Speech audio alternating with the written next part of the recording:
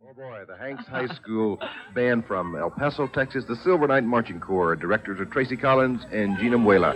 Drum majors are Kathy Shelley, Sylvia Apodaca, and Glenn Shelley. Their program is E.T. Fanfare, Mambo from West Side Story, How Do You Keep the Music Playing? Their percussion features Can, and they'll close with Payload, the Hanks High School Silver Knight Marching Corps.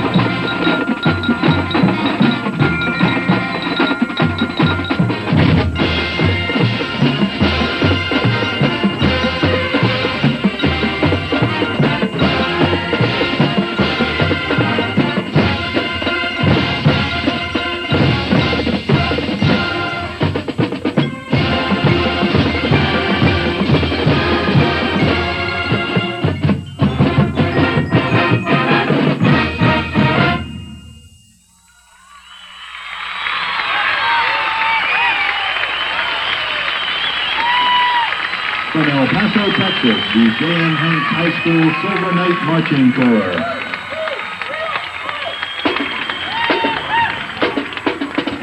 Oh my, they are good. This was a performance that was like, it was like going to Broadway. We're all three sitting here telling each other so many things about, look at that, look at this. I wish you were all here. Mike, what do you think about this band? Well, I'll tell you, visually they were like Broadway, while musically they were like a refined symphony orchestra. They played so beautifully with so many nuances, colors, and textures that this is one of the most outstandingly drilled and disciplined musical organizations I've heard in quite some time. Wonderful performance tonight. Bill, did we see them last year? Yes, we did. Well, no, we didn't hear. I'm sorry. I saw them last year. Okay, They weren't I at this remember. festival last year. You're right. They were not here last year. One of the really good bands in El Paso, who has plenty, but this is just another of the fine ones. A very large band with just that big a sound. The use of the concert French horn just really added. The drill was charted so that the bells were pointed right toward the audience, and that real lush section of how they keep the music playing, just a wonderful effect and a beautifully lush, mature sound. And right now, our viewers are getting a chance of seeing again what I think was the single most creative opening statement visually that any band has produced really in the country this year so far. Brilliantly done. There was something royal about that moment when they turned to the audience and let us see just the inside of that orangish red cape. I thought, here we go. Dolores, you can use capes. They can help you or hurt you. If you don't use capes right, you can't get a real clean, precise performance. And that was the word, wasn't it? But that this was is the the way word. this is the way to do it. They were clean, and like we said, my goodness, just to get that many people on a field and have them work with that kind of discipline. We're looking at real athletes this evening, besides real musicians and dancers, aren't we? In order to be able to make those drill maneuvers work in support of the music, they have to have people who are physically trained and in peak condition, just like an athlete would have to have in a football team or in the Olympics that we watched in the last few weeks and so on. I don't know that there's any really major distinction in the kind of training that these people have to receive in order to do the kind of things they're doing tonight. I don't think so. And I don't think we can measure, Bill, because, of course, you've both been in this business, but I don't think we can measure how many hours we're looking at out there. Oh, there's no way. In hours of preparation, before we even put a step on the field or a note through a horn, the hours of preparation there are just phenomenal. Without the computer, the hours were tripled, and now I suppose a show like that would take 80 to 100 hours of just preparation.